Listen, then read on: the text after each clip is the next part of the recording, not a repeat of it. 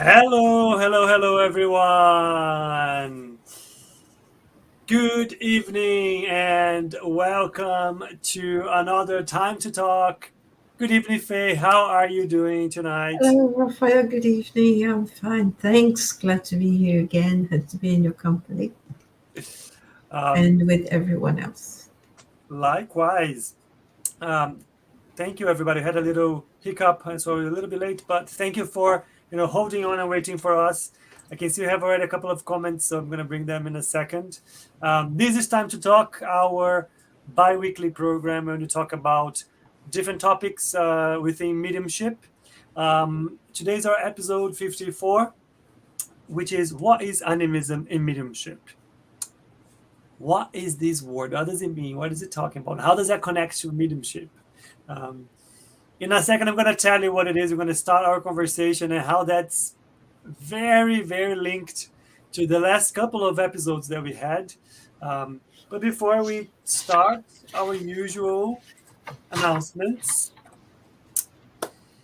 the three broadcasters that bring Time to Talk to life, we have Spirit Society of London, we're members of SSL. SSL is a study group that dedicates time to explaining and sharing the knowledge about Spiritism here in the UK. We have some online sessions on Tuesdays, we have a mediums book study group on Saturdays, you have face-to-face sessions in London on Thursdays. If you'd like to know more about the details, go in and check our Facebook page.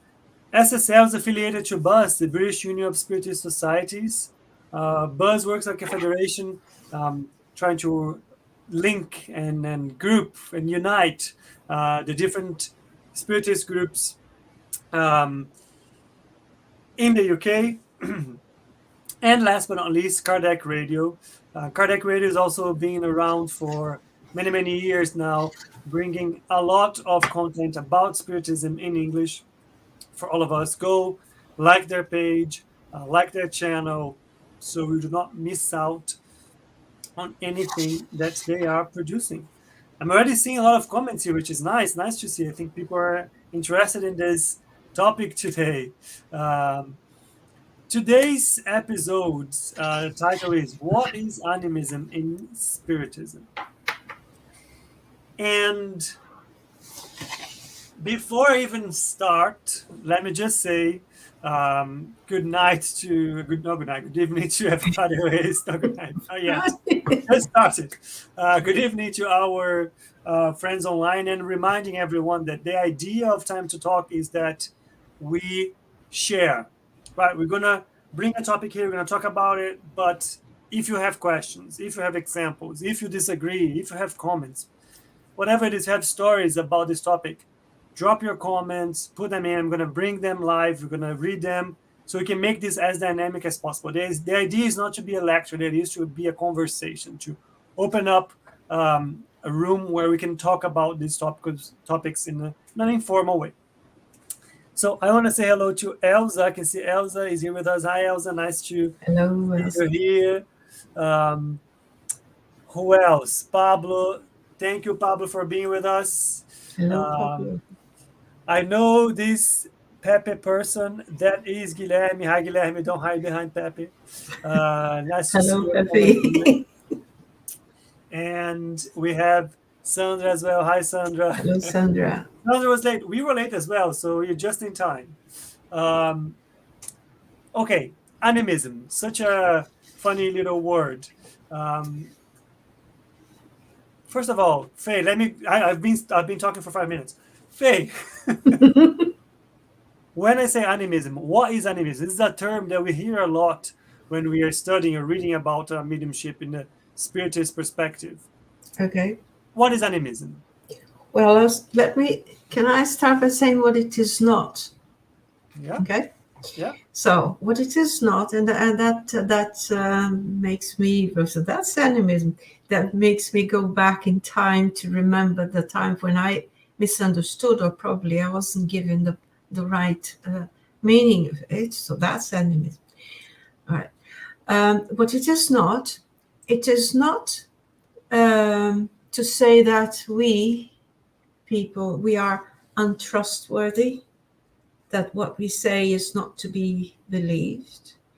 It's not a negation of experience to say, oh, whatever you say, no. This is as if we were trying to be something that we are not. Is that confusing? Yeah, it is. Because that's the sort of concept that sometimes that I had and I was told, and it didn't make sense. Now, let's, if you talk about in ancient times, and people go back, well, in Aristotle, well, in ancient times, traditionally, when people talk, say, animism, anima means soul, is to confer a soul to something that is this inanimate, or to believe that there is a living life, there is a soul, and there is a power in life of something that is inanimate. Think of a excuse me, of a rabbit's foot, of people that hold that on to that object that is inanimate, and this, well, that's for luck. So they attribute a power, a living power, to something that is a material object. So this is the original things to attribute life. Well, to think of it in Spiritism, I think I would need to remind that we are all spirits, and we all are incarnate on this planet. Yeah, we follow the rules of gravity, just everything else. And during the day, we work with this physical body, and it gets to a point when this body needs to rest. It feels sleepy, it needs to rest, recharge batteries, because the body is depleted of energy, so it needs to regain that energy. But the spirit doesn't need to regain energy, because the spirit just goes. It feeds on fluid, universal energy. So it's not what the body eats or does not eat. So as the body rests, the spirit is free to go for a wander. It's not going to be detached, but it's going to take, go for a wander to whatever it would be more interested or needed or to go. So that's when the spirit may go places to work, to do some more charity, to learn, to be treated, to treat other people, to meet other people, and sometimes the memory of that is transferred onto the brain, physical brain, as a dream. So we have that image of a dream. But everything that has happened there as an experience remains with the spirit. It's not downloaded. Means if you think of our brain as a computer, we don't download everything. We keep our HD somewhere else in our spirit. Yeah. And but the spirit still has a voice. It still has its ability to express experience sometimes, but most of the time not being aware that it's talking of his own experience. So the spirits in this, as we see them in the Spiritism, can work twofold, can work in at least two ways. They can express experience in at least two ways. They can express experience from its own experience that it wasn't quite really aware of. And it can express someone else's experience, linking to someone else's mind, a spirit's mind, and work as an interpreter that we call a medium. Does it make sense? So you're saying that when we're talking about mediums or people in general, and having establishing contact or drawing from the experience in subconscious, there are different things that can happen. They might be working as mediums and therefore receiving that communication from another spirit who is disconnect. Yeah. Or they might be accessing their own experience from the past that they are not fully aware Yeah. in this life. They are talking about different lives that they might have been through, and they might be talking about their own experience. And in From that the case, it wouldn't be the medium. sorry. Yeah, from the past and even the present. It could be something that you learned last night, last week, and stored there. Let's imagine that during all the sleeping time last week, it's gone to some university, learned something fantastic. But he has a feeling of that, but he cannot really say, well, I learned that. How do you know that? I don't know. I just know it. Somehow I know it.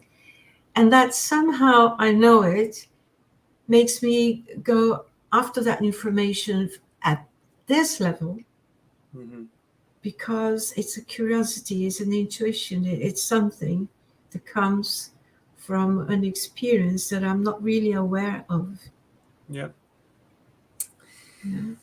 By talking about this and exposing this, a few things come to my questions or situations come to my mind already then. First of all, I think the explanation that animism exists and it can happen, and it's not necessary, and I think let me repeat what I understood from you to see if it makes sense, and then you tell me if I understood it right or wrong. But we are all spirits, right? We are all spirits, and we have experienced in previous lives. As we incarnate and we start a new life, the majority of, as a rule, of course there are exceptions, as a rule, we will forget the things that we've done in the past from our previous lives, and we will start anew. We will refresh, right? It doesn't mean that we're going to erase everything that we did. Yeah. All of that experience, all of those living situations and so on, all of that baggage would still be stored somewhere, but it will not be able to access it while here using this body, this new experience that I'm going now, the majority of us. However, there might be some moments where my spirit is experiencing less of the restriction, the constraint of this body, that I might access those files, as you put it, as compared to the computer, from a previous experience. Without even realizing I am talking about something that I lived myself. I might be thinking I'm talking about something else, someone else, or whatever. So that might happen, for instance, when I'm sleeping, because we experience some release from our body and from the constraints of the physical body. Yeah. That might happen if I am a medium or not. That might happen in a moment of trance where I am trying to connect to a spirit to send a message. I might be, again, if I put myself, remember the connection, the communication happens through the perispirit. So if I am putting myself as a medium in trance, where I am losing a bit more the restraints of my physical body so I can connect with the spirit, I might access my own memory and speak from the perspective of that memory. Yeah. Yeah. Now, you said something that was quite interesting. Those two things, they are not, what's the word? They exist independently. Yeah. One thing does not annul or interferes or proves that the other doesn't exist. And I think that's an important item here. We are all susceptible to animism, but that does not mean mediumship doesn't occur. Yeah. It's I've heard that the that the barrier, the boundary between what is animism and what is mediumship, let's say in the case of somebody who's talking, let's call the medium a person who's talking as if in expressing someone else's mind. So it's expressing as another spirit's words, talking as if another spirit talking at the moment. Yeah, psychophony. Okay. So the person, physically, if you look, the person is talking. Now, what I've seen is that what if the person is fully aware, fully awake, if the medium is fully awake, and it with training it steps out, a few just out of the body, so that another spirit can speak through that physical body. But the medium is awake, it's the medium spirit is fully awake. So that is a work of mediumship. Mm-hmm. Now, you mentioned a trance, or when it's in hypnotism, or like, and when the person looks as if it's in a trance, it looks as if it's asleep. Go into that deep sleep, go into that induced and animistic sleep, and the person talks. Then it could be the person themselves talking of their own experience, or during that sleep, letting another spirit talk through them. Yeah. So when the person is apparently asleep, the spirit is always aware, but when the person's apparently asleep, then it's a bit more difficult to tell whether we are listening to their own experience or someone else's experience. Yeah. I have so many questions and things to mention, but I want to go to a couple of questions that we received. Sure, And please. I want to start with Pablo, because Pablo went with a very, very good one. Okay. He's asking, can animism concept be applied to a medium of physical effects? For example, moving objects. And I love this question Mm-hmm. because if you go back and you study the history of Spiritism and all of the questioning and the opposition that Spiritism had to face,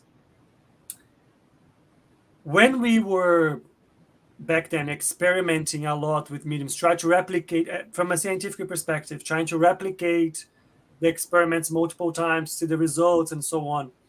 And you started to encounter situations where the spirit of the medium could release itself, let's say it in quotation marks, somehow to their own body, but materialize and be seen and manipulate things and move objects and so on, but would still be seen and perceived with the same characteristics and images of the medium, because in fact it was the medium's spirit Mm-hmm. materialized that was moving that object, or that was speaking, or that was touching this or that.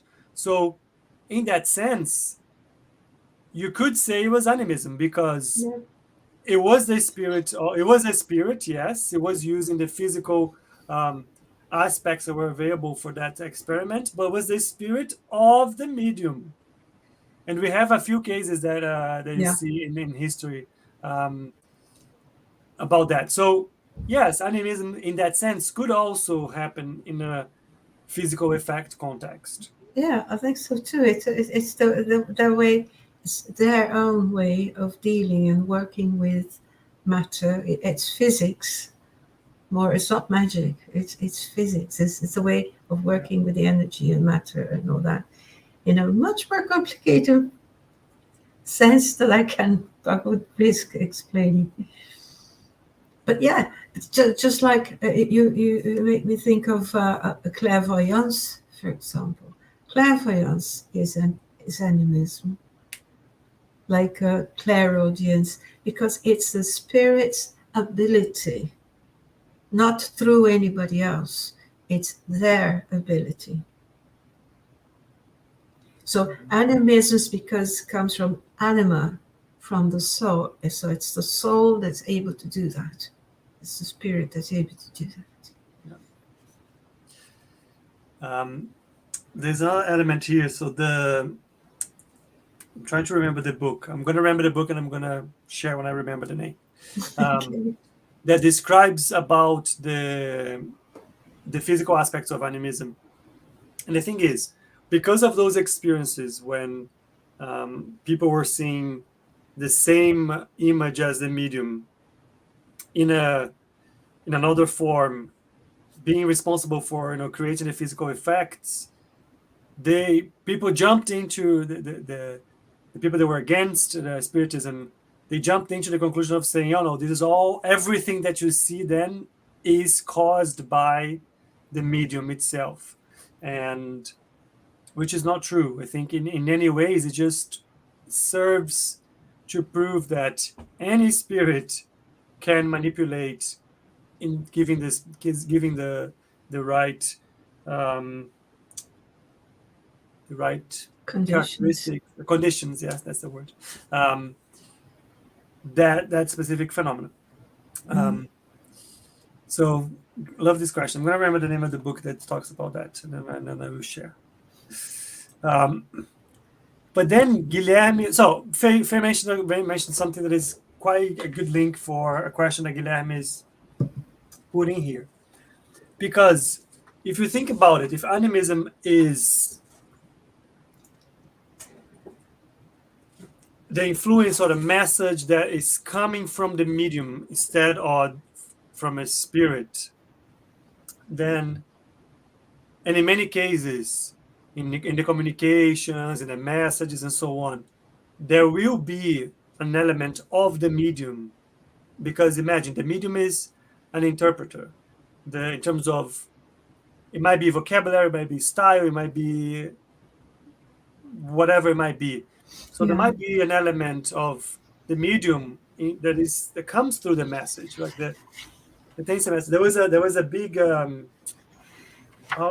was a parallel that I read or that I heard, that the person it comes from the lyrics of a song, that the person who gives the flowers, some of the smell of the flowers will always remain in the person's hands, the person handling the flowers, the Mm. roses. And that's what I mean. Like the medium is receiving the message and then passing it on. There will be an element of interpretation. There will be an element of that. And how much of it is the medium, how much of it is the spirit, sometimes it might be difficult to say. That gets to Guilherme's question. I think that's what one of the things that Faye was mentioning as well. Mm. Guilherme is asking, will animism scare young mediums? I'm not going to say young mediums. I'm going to say mediums. They're learning to deal with their mediumship, develop their mediumship. Maybe they're not young. To the point that they may choose not to start or practice their mediumship. I think so. I think it might. I think it might.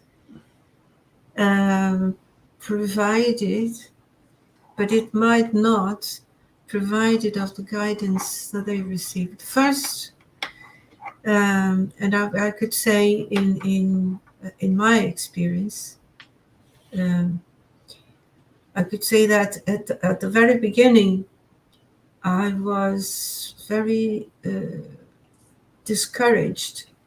Not that I did, but I was discouraged. I have my stubborn self somewhere from ages, and to carry on, because whatever I was doing, whatever I was feeling or seeing or writing, would be animism, like say, well, that's your imagination.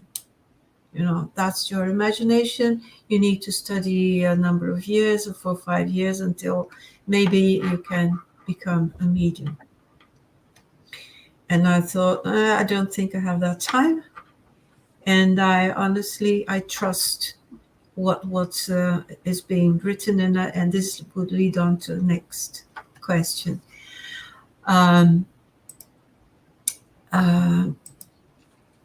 Anyway, so I think it's for people, for the newer ones, not to fear their beginning, Mm-hmm.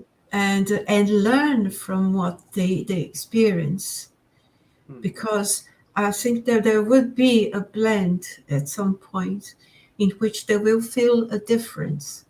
And this question of look, I don't know, is it me or is it someone else? That's the question that I may bother my friends, but I ask them all the time, because it is a legitimate question. If you're looking to do something honestly, then you will ask that question all the time. And that helps us to refine the exercise and the study, in order to get used to and to understand ourselves, our own perceptions, how we may express that, and be able to recognize someone else's expression. That's how I feel it might. I love that, Faye. I love that, because I think you hit the nail very much on the head, because having that question and that doubt is probably an indication that you are concerned, you're worried, you're not letting your pride say too much. It's an indication that you are worried that whatever you're producing or the work that you're getting involved with, you're probably not suffering. Like, suffering is not the right word, but not resulting in animism. Which might be the difference if somebody who is like completely confident and 100% sure or not, everything is the spirit. That will probably put a bigger question mark in terms of, but what about this? You say something about the refinement. I think that was a great word. The subtlety of how much you receive, how much you interpret, how much you add in the message, right? Because that is something that, as you said, it is normal. It happens to all mediums. It is normal, and it's part of the development to understand, to identify, to feel. And there's an important aspect, which is when we always talk about serious work, right? When we talk about serious work, you're part of a group. Yeah.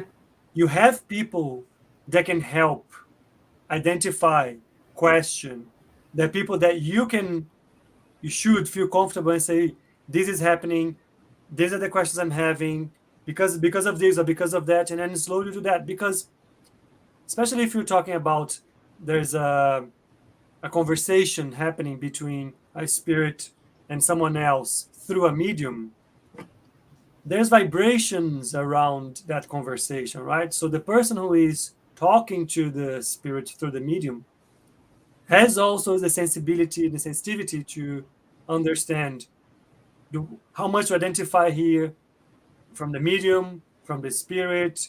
Do I feel a different vibration when you're dealing with this specific problem or experience? So there is an element of that as well. Yeah, there is, and just by the way, if anyone may be asking, if the point in the medium's book where we can find information that's specific for this, for what we're talking about, That would be on chapter 19, items 2 to 3, questions 2, questions 3. So, question 2, question 3.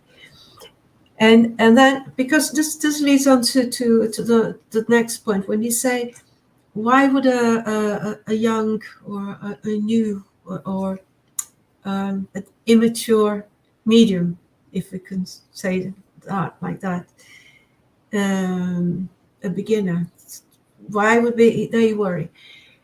If they worry, in my view, that shows already a concern of responsibility towards what's being said, towards what's being imparted to other people. So this responsibility, the sense of responsibility, of being truthful and being helpful, that's going to lead people on to develop and to get to that refinement. But it may be, and there has been cases in which, when people realize that there is this oh, whoa, I'm able to say something, well, that was really good, that was cool, something that I wrote, well, that was good. Some people are impressed. I like that some people are impressed by what I've written. Maybe I could do a bit more of that. Okay. So you see, the level of concern is not from, am I being truthful to people? No, they'll take it. So this sort of attitude, the attitude makes all the difference. That's when, from being pure, innocent, genuine animism, to mystifying, and mystifying in English means not being quite truthful. Mm-hmm. Yeah, it's trying to build a persona, to build an aura that doesn't quite belong, but it makes itself credible because there are people prepared to believe, or people who don't know any better, but they know. I think some people can make very inappropriate use of that. Now, how can I tell the difference? How, and that's in question 3. How can I tell the difference? Is this me or is it someone else? And the advice is, well, you've got to be pay attention to the content. The content from animism may be just as laudable, just as good quality message. And the other from the spirit, just as well. Or from the spirit, it might be a spirit may be prone to mystifying. They may be prone to putting on a persona and trying to claim an identity that's not theirs. Right? I'm Flammarion. No, I'm not. Claim. So that's when we hear the lots of Cleopatras here and there. There's always a Julius Caesar somewhere.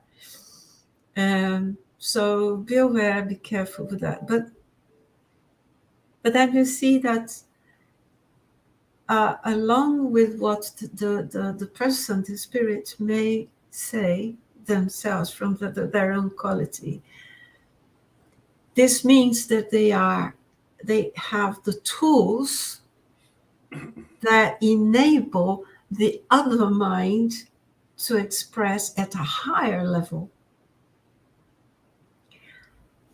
I may be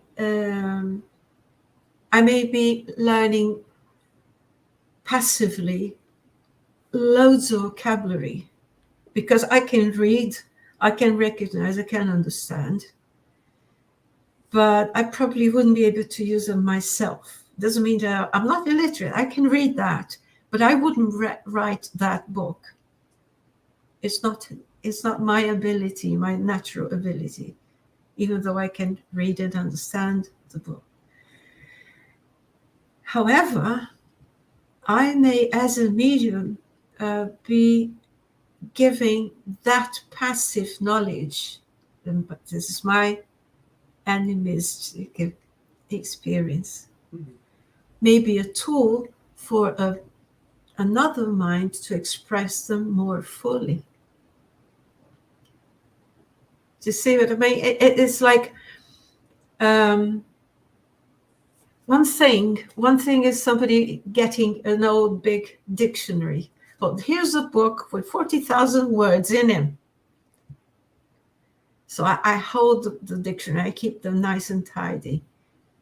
Another thing is someone who can make use and coordinate all those words and transform them into a message.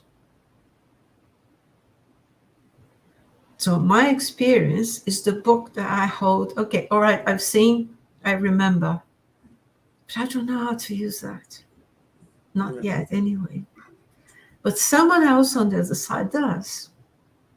And they will use my file of information to improve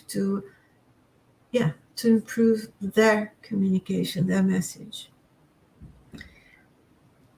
Their way of using that information is much higher than I could possibly do. Mm-hmm. But because I've seen the word before, I'm able to write it. Yeah. I don't need them to spell letter for letter. Yeah. I have the mechanisms to put that idea on paper. Mm-hmm. Yeah. Very clear. Yeah. Yeah. I have another question here from Guilherme, but before I bring the question, if I'm wrong, please tell me. You don't just is.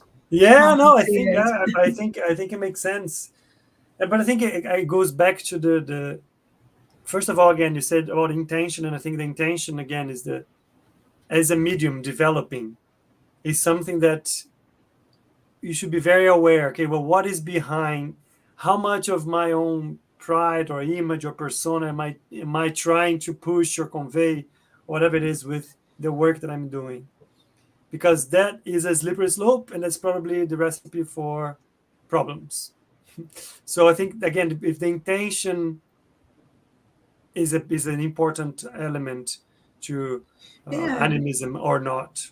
You wouldn't be to deny their own language. Yeah. Because it's us talking anyway. Yeah. There's an element of animism that is part of the process. Yes. It's part of it. We cannot fully separate in most cases, right? In most cases. Let me just say, I didn't remember, I Googled the name of I searched the name of the book, and it's a Mechanisms of Mediumship, chapter 23. It talks about animism. Okay. And it's a one chapter only talk about animism. It's a good one. Again, André Luiz, we always go back to André Luiz when we're talking about mediumship. But anyways, Guilherme put a question here that I think it's a good one to think through. As usual. So he's saying, if someone say to me that what I think is mediumship is animism, what should I do? That's a very good question, Guilherme. If someone says to me that what I think is mediumship is animism, that's precisely what was said to me. And how was it? How did you go about it? I had to prove. What should I do? I should seek information, study, compare, be honest to what. I suppose this would be a communication in writing. I think that would be more of the case, or not. Well, it doesn't matter. Is there a pattern? Is there a pattern? Is it Am I transferring something from my own feelings, my own soul? Or is it something that doesn't belong to me? Really does not belong to me? Mhm. I think that would be a clue um, to establish some differences. Do I say the same thing all the time? Is it the same? Or am I connecting to something or someone who sends me a different image, a different idea? And I would, whenever possible, I would seek to find someone who would be experienced enough to help me sort it out. Mhm. Nice. I was thinking about this, and somebody came to me and said that it's animism, it's not mediumship. I think the first thing that will come to my mind is this is a possibility. I think that's the thing. Like this, Mhm. it is possible. And but where is this statement coming from? Why are they saying it's animism? I would want to understand the reason why, because that will probably help me assess the situation better. If it's a just a blank accusation, let's say it's in terms of I just don't believe in anything, it must be animism, then it makes it difficult to kind of even follow through or give any value to it. um, but if there's a reason behind to understand is okay, what are you seeing that indicates that's animism? Because perhaps it isn't something that then I need to learn to identify so I can differentiate. Because let's go back. Animism exists, mediumship exists. And in the mediumship messages, in many cases, there is an element of the medium that is part of it. So there's nothing wrong. There shouldn't be anything wrong with somebody saying, "Oh, let's understand that, let's investigate," and so on. Mhm. Um, but what is coming behind that? Okay, why are you saying that? I think that's probably what I would go, because then I would be able to test, identify, analyze, and get to the conclusion that I need. If oh yeah, maybe it is, maybe it isn't. So based on this and that, it is. And I think what you said, Faye, about the this access to people. I mean, I would find somebody else to help analyze the content if it's a matter of written messages, or if it's a spoken message. Try to find what would be the indications that it is or not. Mhm. Yeah.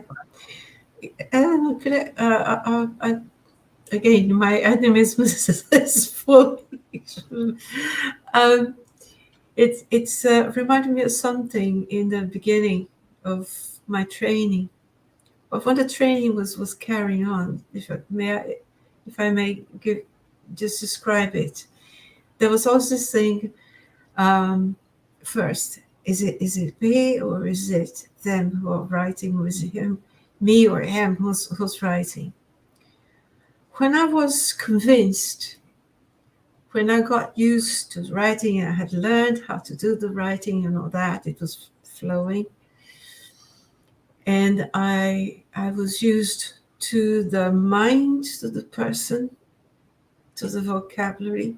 Sometimes as we write, we're seeing ideas, we're seeing things that are translated into words, put into words. And I caught myself kind of anticipating the word, anticipating the word. And then I would hear in my head, don't try to anticipate my words. And he would change the word. He would use a synonym. He would do something to disrupt my um, my line of joining in, because then I was putting in my own experience to predict the Yeah, text. yeah, It is, don't try to predict my text, yeah. and Which you would change. which is again, it's a It's brilliant. natural thing, right? You're not doing that because you're trying. It's just if Yeah, of course. somebody's talking. Yeah, There was that in a friendly, let's say that in jest, in a friendly manner. But yeah, it yeah, was like, say, careful. yeah, yeah. It's No, a it's little nudge, a it's little my nudge, turn. I am writing. a little nudge. Yeah, yeah. Nice. But it was good to see how things are when you are connecting to another mind and just let it flow. And because you're interested and connected, then your own mind tends to flow as well. Yeah. And then when it should stop, no, it's them. It's their time. I know nothing. I'm just a tool. Yeah.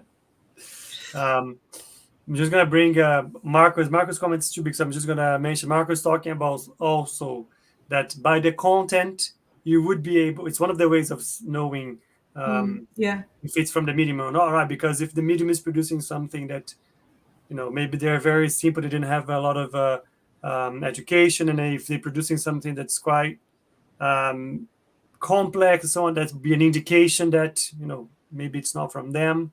But it's another example. But Guilherme kept the questions coming about the whole animism thing, and he was asking if we can do a parallel between animism and charity. And we did not plan this question, by the way, but this is a perfect question for me to share a case that I was reading in preparation for today. Okay. So I was reading the book. Let me remember the book. It was In the Realms of Spiritism. Oh, sorry, In the Realms of Mediumship. Okay. The realms of mediumship. All right. And let me just remember the chapter. It is chapter 22. Immersion from the past. And in that specific chapter, so in the realms of mediumship, chapter 22, in that specific chapter, there is a group of spirits who they're learning about mediumship. So they visit this group who is running a mediumistic session, and they are observing how it happened from their side. So they are spirits, they are disconnected. So they are observing from their side what happens during the session.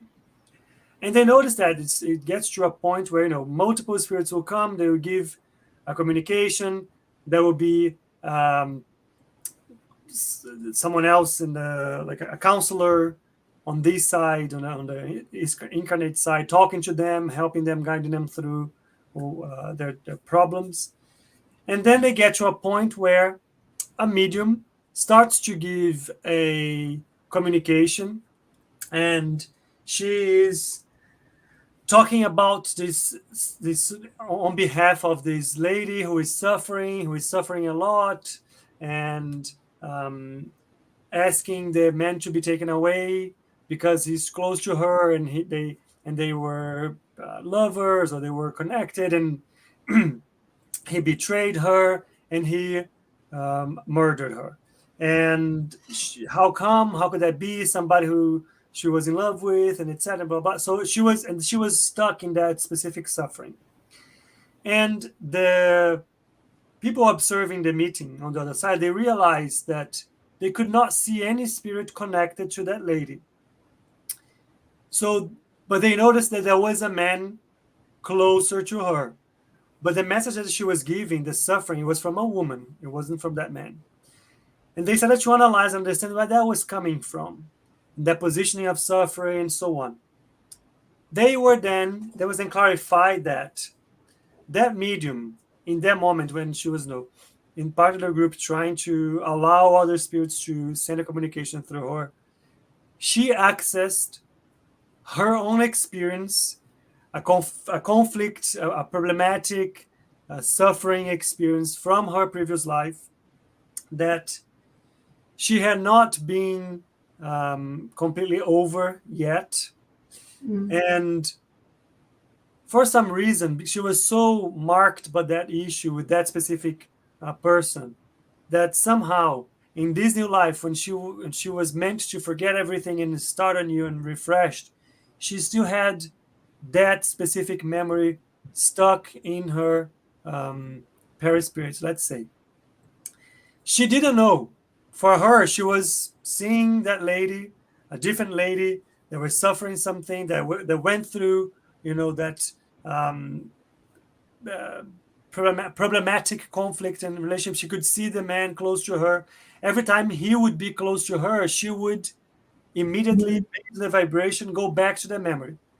So the medium itself didn't even realize that it was an animism, in the sense that it was her own experience. She didn't even know. So what to do in a situation like that, though?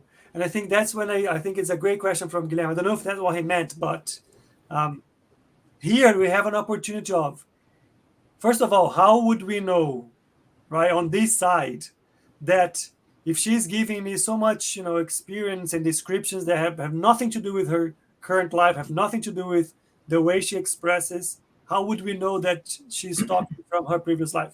We wouldn't. So the help that we offer to that specific case is the same. The counseling, the explaining about, shifting from focusing on the suffering, focusing on forgiving, forgetting, letting go, focusing on the future, life goes on. So the whole counseling around that issue is the same, because in the end, being a third spirit or not, I have here a spirit of the medium going through a problem, needing help. That's true. It's So less being helped. Exactly, but less important than saying, this is an animism, this is not. It doesn't matter.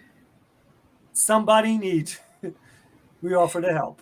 Yeah, and it is so. If you say animism by the word again, it's an anima, it's a soul, it's a life. Yeah. It doesn't matter whose.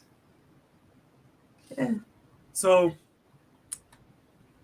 I quite like this question. I think again that there's more of animism. Usually animism is seen as something, so be careful, or cannot talk about it, or if you mention animism, somebody might be be upset, when in reality we need to break that.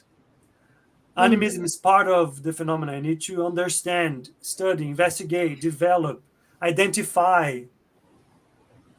I think it's where we start from, because it's ourselves.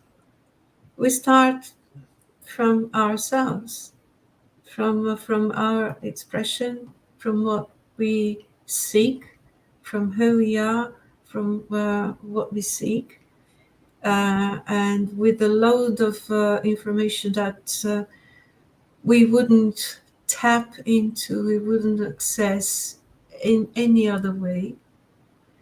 So rather than a denial, a condemnation, this about a judgment, oh no, this is a lesser ability.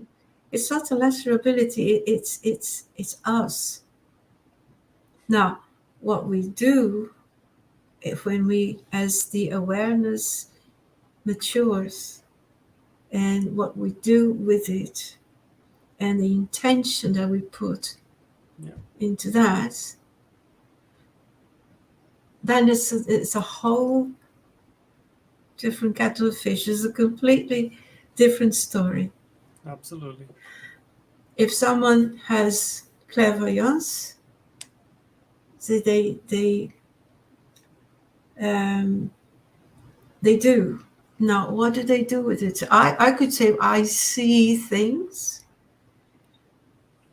and I can be truthfully say I see things all the time, or not all the time, but it doesn't matter. Or I can use that for a purpose that's not charitable, that would be used for exploitation of other people who are seeking charity, for example. Yeah. Absolutely. Yeah. And I think does it make sense, Guilherme? We're just getting to the end here, but just before we close, there is look, I don't want to say, look, animism is something that, especially if you're talking about developing mediumship and developing serious groups that want to offer help, it is important to understand, to investigate, and it's not that it needs to be treated with seriousness.